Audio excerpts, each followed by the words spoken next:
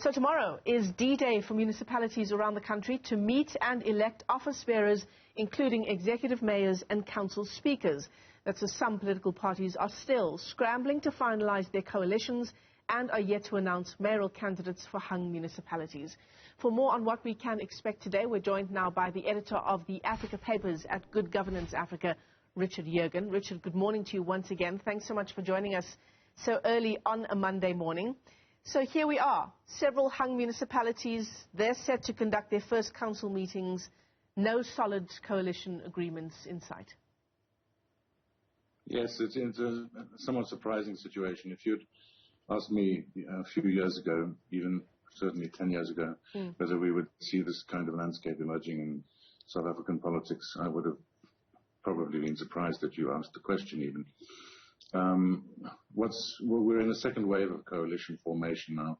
The first one occurred after the last local elections, and it was evidence that there was evidence that voters and people forming parties were very unsatisfied with the current setup of first past the post oppositional politics. And I think that's really what's emerged in more detail this time around is the formation of local and independent parties that have significantly eaten away at the edges of the constituencies of the major parties and shown the major parties, I think both of them, that they're very unhappy with their performance.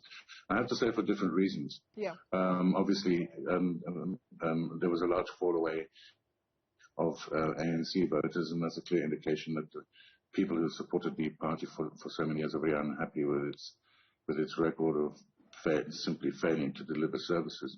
I think with the DA, it's a slightly different story, and perhaps more political and more sentimental. So yes, we're in a very unusual situation, and I think from the look of it, many analysts would have said, or at least some analysts I've spoken to and shared platforms with have said that the logic of the situation was for a super coalition, as we at GGA call it, the possibility of a coalition between the two major parties. It makes sense. Together they have 67% of the vote. The indications from the voters are that in many ways they're tired of this oppositional politics, and they want people to get on with doing what the job of government is, which is to deliver services.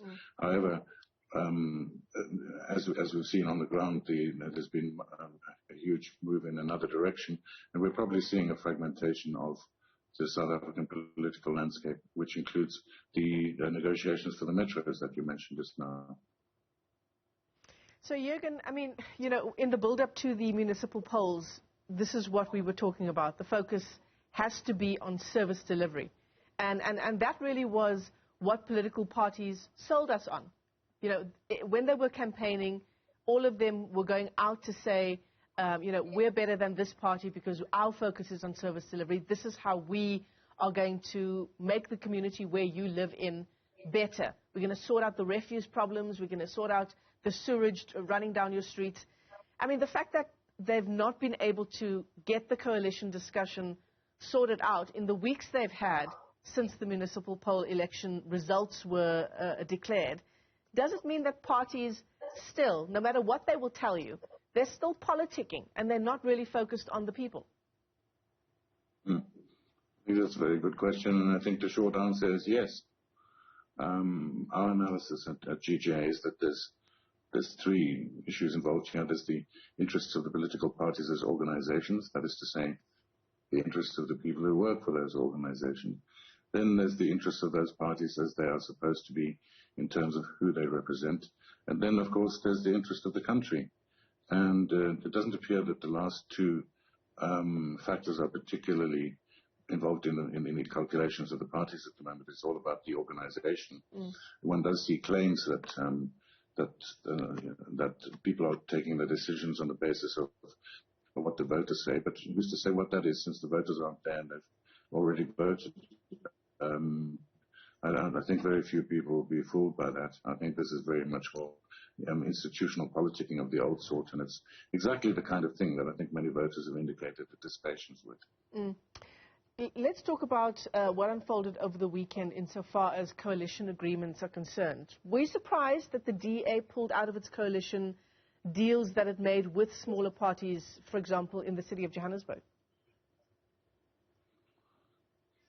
From the indications in the run-up to that, I would have said no. Actually, I'm not surprised. They've made a show of being principled about their stance. As I say, it's rather hard to tell how principled the stance really is, to be honest. I mean, one would like it to be principled in a certain way. But on the other hand, I think one of the real underlying deep issues in South African politics for many years has been that we've had a plethora, a multitude, a myriad, if I may exaggerate even, of pragmatic principles. But what we need is principled pragmatism in this country, which is to say a pragmatic attitude that's aimed at getting things done on the basis of principles that one believes in.